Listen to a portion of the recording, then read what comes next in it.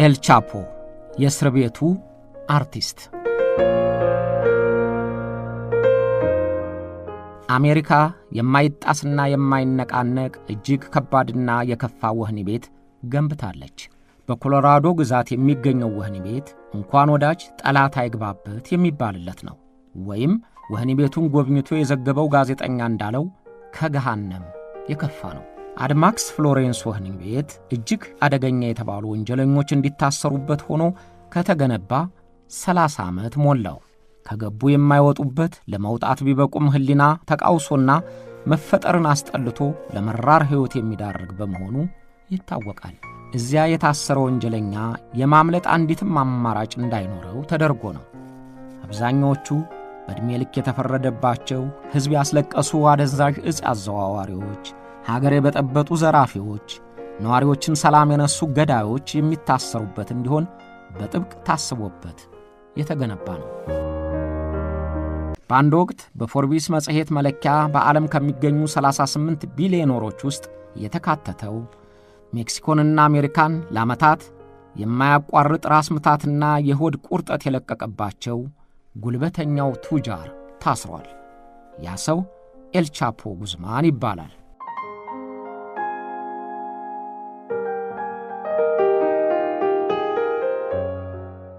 ኤል ቻፖ ገናናነቱንና ተግባሩን ተከትሎ የተሰጠው ስም እንጂ ሙሉ ስሙ ጃኩዊን ጉዝማን ሎራ ነው። ኤል ቻፖ ማለት ላቲን አሜሪካንን ትርምስምሱን ያወጣ፣ አሜሪካን እንደ ክፉ ቅዠት ሲያባንን የኖረ፣ ሜክሲኮን ሁለተኛውና ዳኛ የሌለው መንግሥት አድርጎ ቁም ስቅሏን ያሳያት ዕፅ አዘዋዋሪ ነው።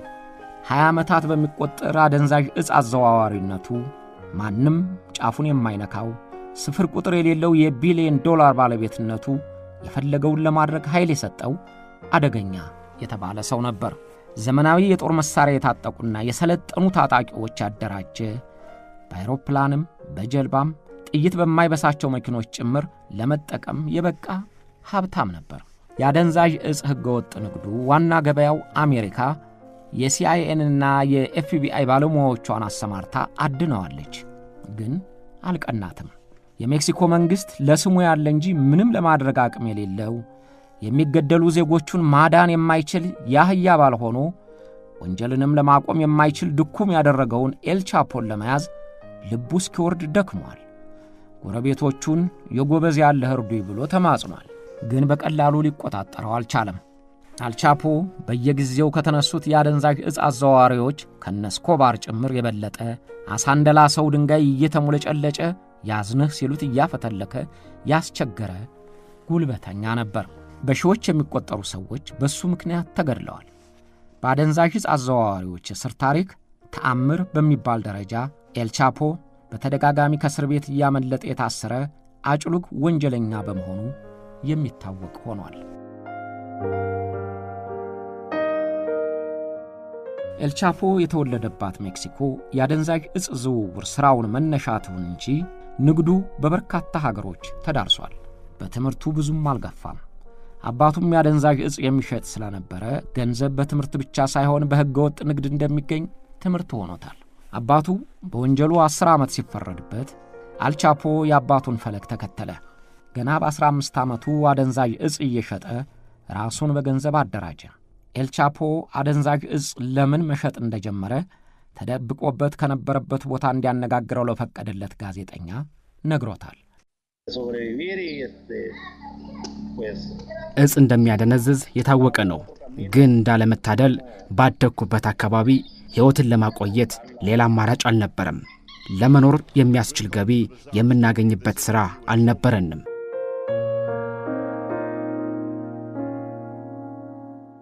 በሥራው ልምድ ሲያገኝ በጊዜው በዕፅ አዘዋዋሪነቱ ከፍተኛ ገቢ ሰበስብ ለነበረው ድርጅት ተቀጠረ። አልቻፖ ፈጣን አእምሮው ወንጀል እንዴት ተቀነባብሮ እንደሚሠራ ፈጥኖ ለማወቅ ረዳው።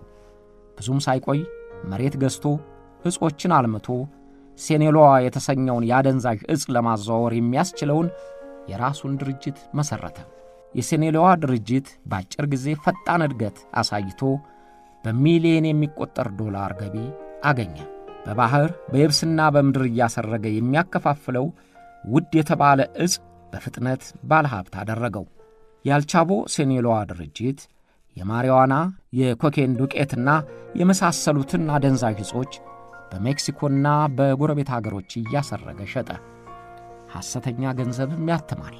ሲኔሎዋ የአደንዛዥ ዕጽ ዝውውርን የሚያመቻቹ ደላሎች ቀጥሯል። ዘመናዊ የጦር መሳሪያ የታጠቁ ታጣቂዎችም አደራጅቷል። እነዚያ ጥይት በማይመታው መኪና ጭምር የተደራጁት ታጣቂዎች ለአደንዛዥ ዕጽ ዝውውር እንቅፋት ናቸው የተባሉትን በግድያ የማስወገድም ግዳጅ ተቀብለዋል።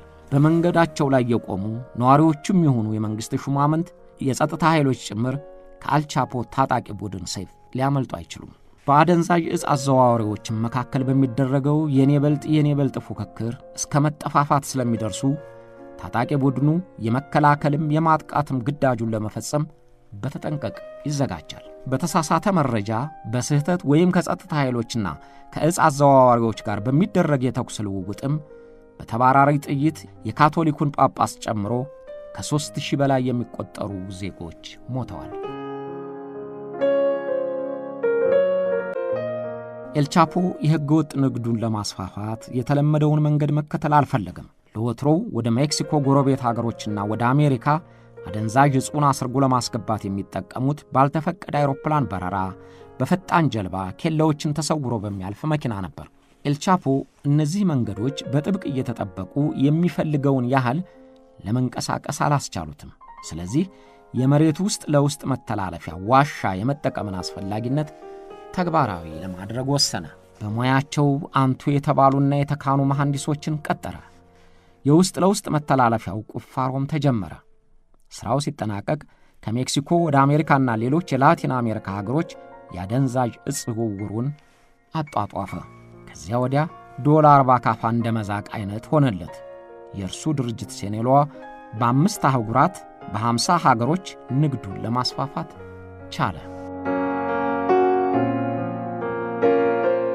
አሜሪካና ሜክሲኮ የአልቻፖን እንቅስቃሴ ለማስቆም በትብብር ቢሰሩም አልቻሉም። ጎረቤት ሀገር ጓቲማላም ካምቦዲያም ተጨመሩበት። ግን እንኳን ሜክሲኮን ሊታደጓት የራሳቸውን የዕጽ አዘዋዋሪዎች የወንጀል ተግባር ሊቆጣጠሩ አልቻሉም። ኤልቻፖ አብዛኛውን ስርጭት በጓቲማላ በኩል አድርጎ በነበረበት ወቅት በድንገት በጓቲማላ የጸጥታ ኃይሎች ተያዘ። ከሚስቱና ከ4 ጠባቂዎቹ ጋር የተያዘው ኤልቻፖ ለሜክሲኮ ተላልፎ ተሰጠና አልሞሊያ እስር ቤት ታሰረ። የወንጀል ድርጊቱም ስለተረጋገጠበት የ20 ዓመታት እስራት ተፈረደበት። ገንዘቡም ጠመንጃውም ያለው ኤልቻፖ ወህኒ ቤት ለርሱ እንደሌላው ሰው አሰቃቂ ሊሆን አይችልም። የእስር ቤት ጠባቂዎቹን በረብጣ ዶላር ፈነገላቸውና የፈለገውን የሚያገኝበት ንግዱን የሚመራበት ቦታ አደረገው። በተለይም የወህኒ ቤቱ ምክትል ኃላፊ ዶማስ ላፔዝ ጠባቂው ሳይሆን አሽከር ሆነ። ጥቅም የብዙዎችን ሕሊና ሰብሮ ሙያቸውን እንዲረግጡት ሲያደርግ ተደጋግሞ ይታያል። ዶማስ ላፔዝም መንግሥት ወንጀለኞችን እንዲጠብቅ ቢመድበው የወንጀለኞች አገልጋይ ሆኖ አረፈው። በየወሩ ሞቅ ያለ ደሞዝ ቆረጠለት። ቤትና መኪና ገዝቶ ሰጠው። ሌሎችም ጠባቂዎች የአልቻፖ ገንዘብ ኪሳቸውን ስለሚሞላላቸው ሲልካቸው ወዴት ሲጠራቸው አቤት የሚሉ ታዛዦች ሆኑ። የወህኒ ቤት አኗኗሩን እንደ ንጉሥ ለማድረግም ተመቸው። ውድ የሆኑ ምግቦች፣ መጠጦች በፈለገበት ጊዜ ሁሉ ይመጣለታል። ሚስቱና ሌሎች ፍቅረኞች አብረውት ውለው ያድራሉ። ሞባይል ስልክ በድብቅ እየተሰጠው ሕገወጥ ንግዱን በቀጥታ ከወህኒ ቤት ይመራል። ዕቅዱ ተግባራዊ መሆኑን ያረጋግጣል። እርምጃ የሚወሰድበትን ሰው ይወስናል። የሕገወጥ ንግዱ እንቅስቃሴ አልተዳከምም። እንዲያውም ገቢው ካልታሰረበት ጊዜ የተሻለ ሆኖ በወር እስከ $20 ሚሊዮን ገቢ አፈሰሰለት። እዚያው እስር ቤት ሆኖ በቢሊዮኖች ሰንጠረዥ መግባቱን የሀብታሞችን የደረጃ ዝርዝር የሚያወጣው ፎርቢስ መጽሔት አተመለት። እስረኛውና የአደገኛ ዕጽ አዘዋዋሪ የሆነው አልቻፖ ከመጀመሪያዎቹ 38 ሀብታሞች አንደኛው መሆኑ ተረጋገጠለት።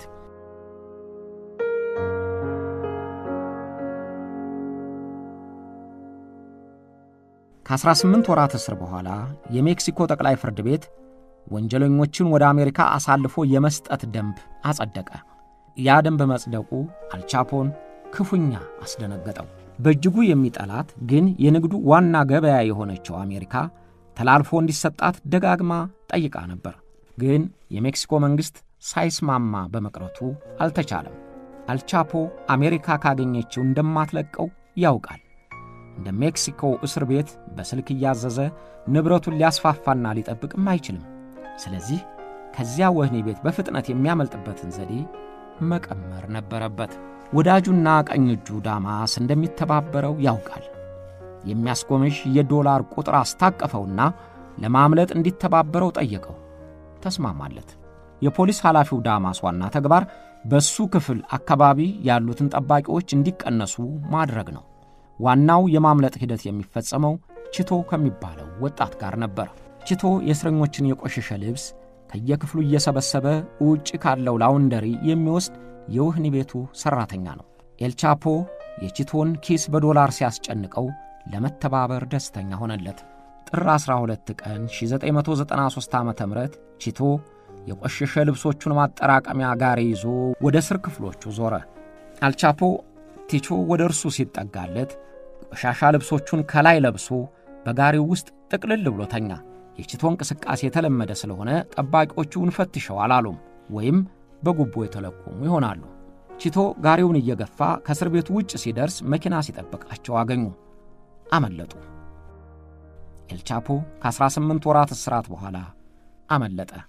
ከተወሰነ መንገድ በኋላ ሌላ መኪና ተቀበላቸው። ጥቂት እንደተጓዙ የፖሊስ ሞተረኞች ተከተሏቸው። ኤልቻፖ ደነገጠና እንዴት ሊደርሱብን ቻሉ ሲል ሹፌሩን ጠየቀው። አለቃ አታስብ፣ የኛ ፖሊሶች ናቸው አለው በተዝናና ስሜት። ለካ እነዚያ ፖሊሶች በጉቦ የተደለሉና ሐቀኛ ነን የሚሉ ፖሊሶች እንዳይደርሱባቸው የሚከታተሉ መስለው የሚያጅቡ ኖረዋል። መኪናው ወደ አውሮፕላን ጉዞ አስተላለፈው። በመጨረሻ በመኪና ተዛውሮ ማንም አይደርስበትም ወዳለው ቦታው ተደበቀ።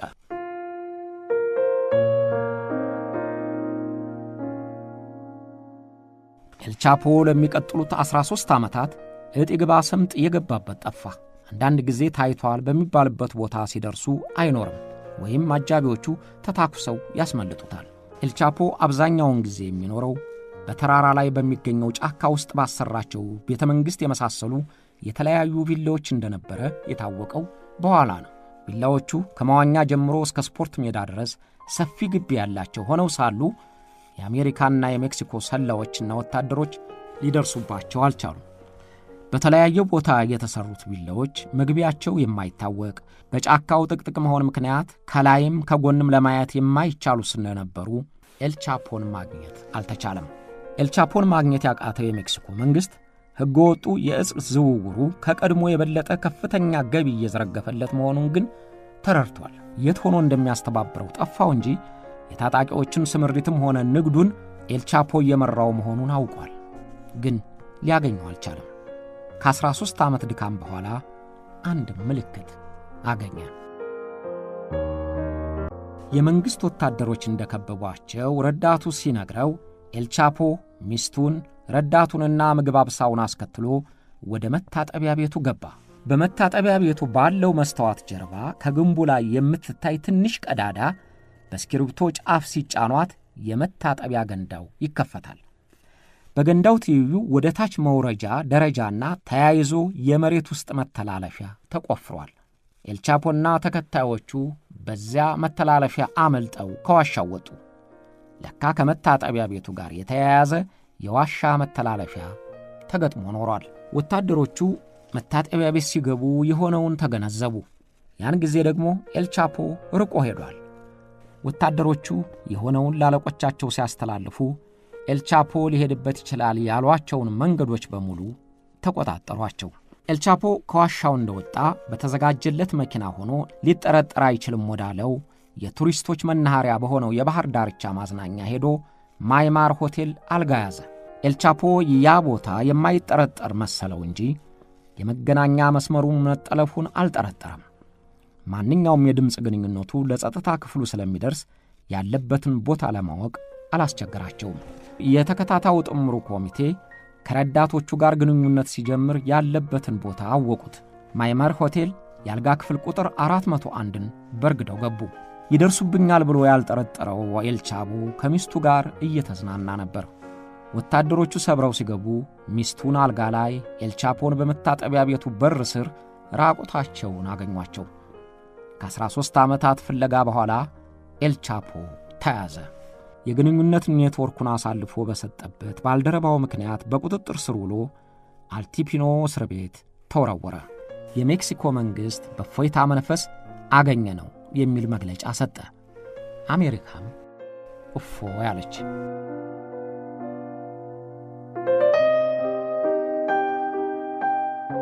አልቲፓኖ እስር ቤት በሜክሲኮ ከፍተኛ ጥበቃ የሚደረግበት እስር ቤት ነው። ከከተማ ራቅ ብሎ አውላላ ሜዳ በሆነ እርሻ ላይ በኮንክሪት እጥፍ ግንብና የብረት አጥር ታጥሯል። በጉቦ እንዳይደለሉ ተብሎ በከፍተኛ ደሞዝ የተቀጠሩ ጠባቂዎች ሌት ተቀን ይቆጣጠራሉ። በብረት ለበስ መኪኖች ሆነው በተጠንቀቅ የሚጠብቁ ወታደሮች አነፍናፊ ውሻ ጭምር በከፍተኛ ንቃት ይጠብቃሉ። የአደንዛዥ ዕፅ አዘዋዋሪዎች አይሮፕላን ጭምር ያላቸው በመሆኑ ለምናልባቱ ጥቃት ቢያደርሱ ተብሎ የአየር መቃወሚያ ተጠምዶበታል። በጥቂት ሜትሮች ርቀት ወታደሮች ይዘዋወራሉ። በእያንዳንዱ ታሳሪ ክፍል በተገጠመ ካሜራ አማካኝነት እያንዳንዷን እንቅስቃሴ በኮምፒውተር የሚከታተሉ ባለሙያዎች ተመድበዋል። ኤልቻፖ ለማደኛና በከፍተኛ ደረጃ የሚፈለግ ወንጀለኛ ስለሆነ ልዩ ጥንቃቄ ተደርጎበታል። በመጸዳጃ ክፍሉ ካለው ከመቀመጫው ሳህን በስተቀር ሁሉም ነገር በካሜራ ስር ሆኗል። ያለበትን የሚጠቁም መሳሪያ ክንዱ ላይ ታስሮበታል። ከክፍሉም እንዲወጣ አይፈቀድም። ሞባይልም አያገኝም። ሊያገኙት የሚችሉት ሚስቱና ጠበቃው ብቻ ናቸው። ከውጭ ያሉትን ሰዎቹንም የሚያገኘው በእነዚሁ ሰዎች አማካይነት ነበር። 32 ዓመት የሚበልጣትና በአንድ ወቅት የቁንጅና ውድድር አሸናፊ የሆነችው ሚስቱ ኤማ ኮርኖ የእርሱን መልእክት ለረዳቶቹ ታስተላልፋለች።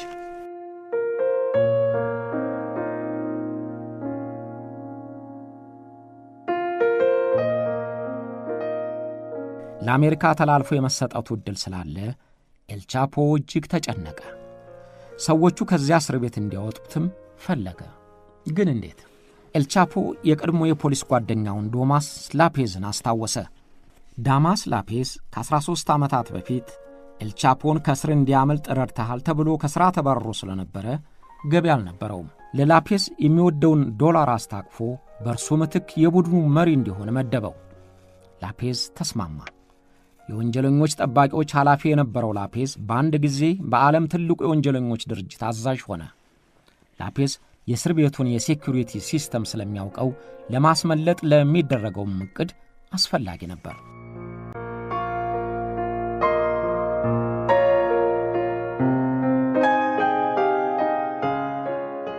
አሜሪካ ሳትቀድማቸው ለመቅደም የማስመለጥ ዕቅድ ነደፉ። ብቸኛው መፍትሔ የውስጥ ለውስጥ መተላለፊያ ዋሻ ቆፍሮ ኤልቻፖ ካለበት ክፍል ማድረስ ነበር።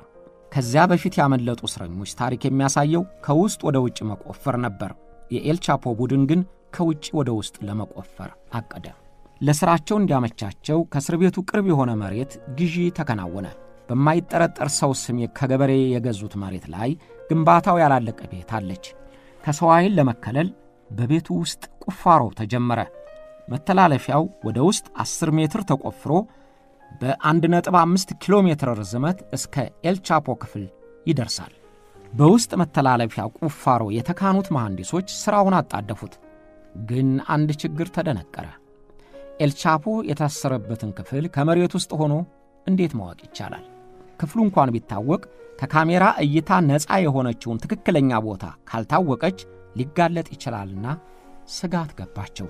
የዚህን መፍትሔ ኤልቻፖ አገኘው።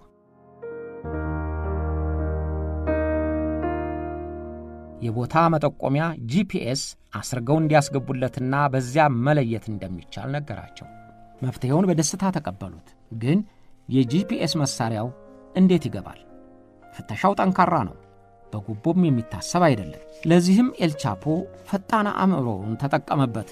የጂፒኤስ መሳሪያው በትንሹ ሆኖ በሰዓት ውስጥ እንዲገጠም ጠቆማቸው። ሰዓቱን በግልጽ ለማስገባት አዳጋች አይሆንም። ጂፒኤስ የተገጠመለትን ሰዓት ሚስቱ በግልጽ ሰጠችው። ሰዓቱ የመጸዳጃ ሳህኑ ባለበት ቦታ ላይ ተቀመጠ። ያቺ ቦታ የተመረጠችው ከካሜራ እይታ ነፃ ስለነበረች ነው።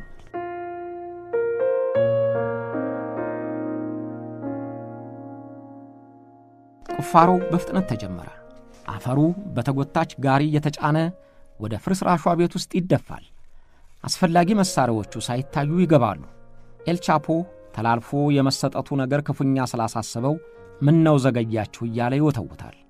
ስለዚህ በተቻለ ፍጥነት ቁፋሮ ተጠናቀቀ። በመሬት ውስጥ መተላለፊያው የአየር ማስገቢያ፣ መብራት፣ ጄኔሬተር፣ ካስፈለገ ተብሎ ሞተር ብስክሌት ጭምር ተዘጋጅቷል። ሐምሌ 10 ቀን 2007 ዓ.ም ደረሰ። ያን ዕለት ኤልቻፖ በክፍሉ ውስጥ ሲንቀሳቀስ በካሜራ ታይቷል። ተረጋግቶ ወደ መጸዳጃው ቦታ ሲሄድም አይተውታል። ግን አልተመለሰም። 20 ደቂቃ ሲቆይባቸው ጠባቂዎቹ ገብተው አዩት። ኤልቻፖ የለም። ደነገጡ። የበለጠ የደነገጡት የመጸዳጃ ሳህኑን ሲያነሱት የመሬት ውስጥ መተላለፊያውን ዋሻ ሲያዩ ነው። ኤልቻፖ በድጋሚ አመለጠ። ለሁለተኛ ጊዜ በታሰረ በ5 ወሩ ባልተጠረጠረና ከዚያ በፊት ባልተደረገ ዘዴ ከታሰረበት አመለጠ። የወህኒ ቤቱ ሳይረን ጮኸ። ጠባቂዎች ተሯሯጡ። መኪኖች ተፈተለኩ። ውሾች ተለቀቁ። ግን ምንም ውጤት አልነበረውም። ኤልቻፖ በዚያ ሰዓት ከዋሻው ወጥቶ በቀረበለት መኪና ወደሚሄድበት ቦታ ሄዶ ተሰውሯል።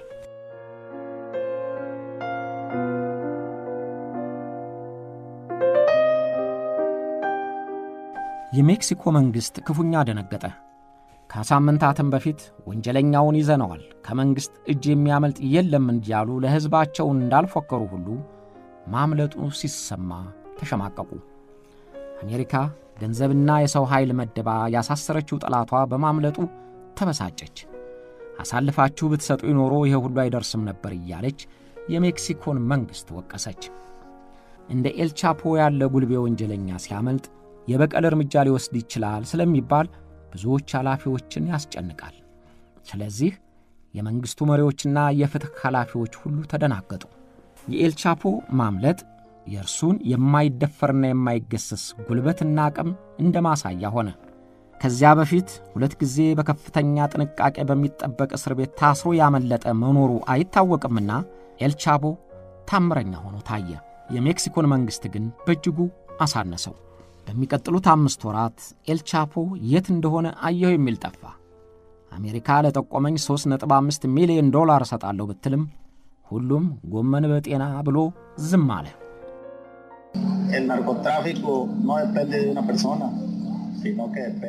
በዚህ እንቅስቃሴያችን ሕይወታቸውን የሰጡ ሰዎች የኔ ጥገኛ አይደሉም። ማንም ሰው የማጋፈጥ ሐሳብ የለኝም። የማደርገው ነገር እግዚአብሔርን መለመን ነው። ሁሉም ነገር በትክክል እየሄደ ነው። አምላክ ይመስገን እዚህ ይገኛለሁ።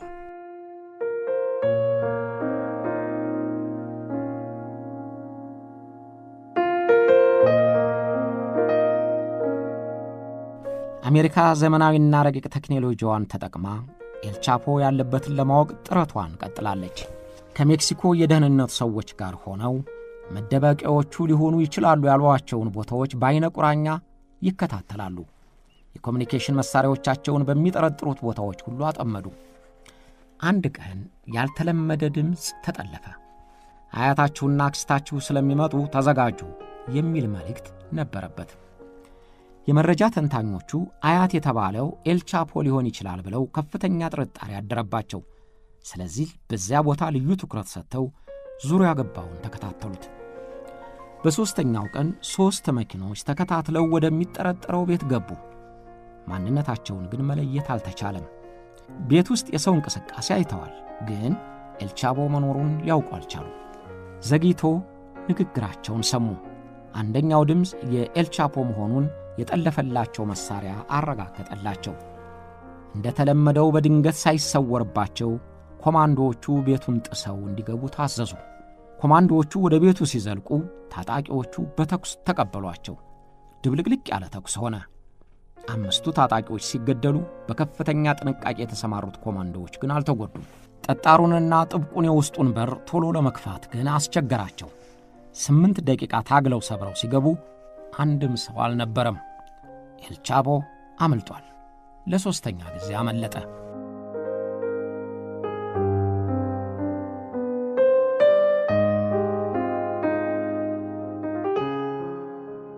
ወታደሮቹ ወደ መታጠቢያ ቤቱ ሲገቡ በአንደኛው ክፍል ስር የውስጥ ለውስጥ መተላለፊያ ያለው ዋሻ መኖሩን አዩት። ረዳቱ ወታደሮቹን በሩን እየገነጠሉ መሆኑን ለአልቻፖ ሲነግረው በውስጥ መተላለፊያው ገብቶ አምልጦ ኖሯል። ኤልቻፖ የሚገባባቸው ቤቶች ሁሉ የውስጥ ለውስጥ መተላለፊያ ያላቸው ኖረዋል። ማምለጡ እንደተሰማ አካባቢው በተጨማሪ ኃይል ተወጠረ። ኤልቻፖ ከረዳቱ ጋር ሆኖ ከዋሻው ወጥቶ መንገዱ ደረሰ። የቆመች መኪና አስነስተው ነዱ። አቅጣጫና እይታ ለመለወጥ ሌላ መኪና ለመውሰድ ሲዘጋጁ መኪናዋ የተበላሸች ሆነች። በዚያ ወቅት ደግሞ በጥበቃ ላይ ያሉና የሚጠረጠሩትን ሁሉ እንዲጠይቁ ከታዘዙ 4 የፌዴራል ፖሊሶች ጋር ተገጣጠሙ። ቁሙ አሏቸው። ኤልቻፖ በሚሊዮን የሚቆጠር ዶላር እንደሚያስታቅፋቸውና እንዲለቋቸው ለማግባባት ሞከረ። እነዚያ ፖሊሶች ግን ከገንዘብ ይልቅ ለሙያቸው የታመኑ ኖረው እምቢ ብለው ላለቆቻቸው ሪፖርት አደረጉ። ኤልቻፖ ማግባባቱን ወደ ማስፈራራት ለወጠው። ካለቀቃችሁን ሚስቶቻችሁና ልጆቻችሁ እፊታችሁ ይገደላሉ፣ ይገረፋሉ አላቸው። አልሰሙትም። በዚያን ጊዜ እንደዚህ አይነቱን ትዕዛዝ መስማት የሚያስደነግጥ ቢሆንም አልሰሙትም። በቅርባቸው ወደሚገኘው ሆቴል ከረዳቱ ጋር ወሰዱት። ወዲያው ጠመንጃ ያነገቡ ቡድኖች በመኪና ደረሱ። ኤልቻፖ የያዙትን ፖሊሶች አሁን ዋጋችሁን ታገኛላችሁ ብሎ ፎከረባቸው። የራሱ ታጣቂዎች መስለውት ነው፣ ግን ኮማንዶዎች ኖረዋል። ኤልቻፖ ተያዘ። ለሶስተኛ ጊዜ በእጁ ሰንሰለት፣ በእግሩ እግር ብረት ተጠለቀለት።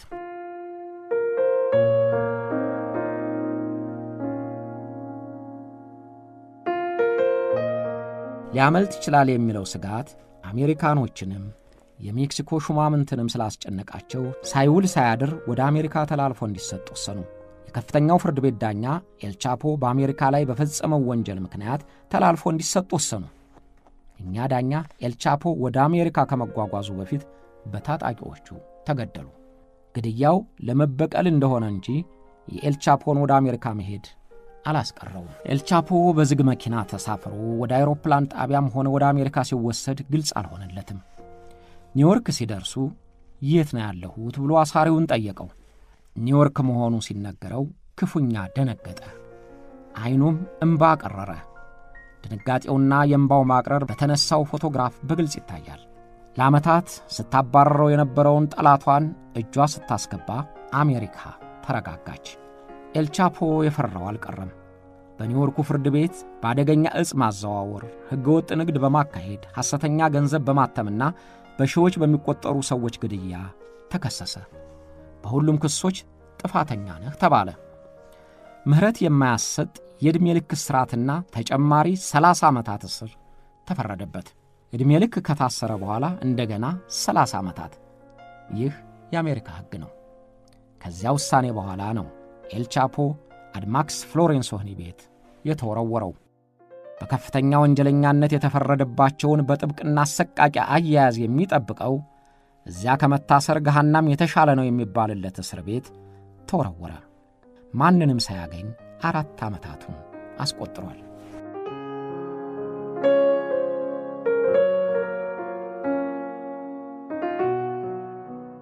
ኤልቻፖ ላለፉት 4 ዓመታት የቆየበት የፍሎሬንስ እስር ቤት አሰቃቂ ሆኖበታል።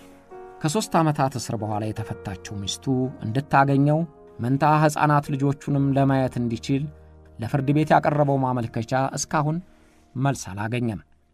ሴኔሎዋ እርሱ በሌለበት እንቅስቃሴው አልተቋረጠም። ስለዚህ የሥራ መሪ ነው ተብሎ ልጁ ስለተጠረጠረ ታስሯል። ገንዘብና ኃይል የፈለገውን እንዲያደርግ ያበቁት በመንግሥት ላይ መንግሥት መስርቶ የኖረው ቢሊዮነሩ ኤልቻፖ፣ የዕፅ አዘዋዋሪው ኤልቻፖ የወደፊት ሕይወቱን በሚጠላው እስር ቤት ያሳልፋል። ገንዘቡና ዕውቀቱ ከዚያ ገሃነመ እስር ቤት ለማውጣት እስካሁን አልረዱትም።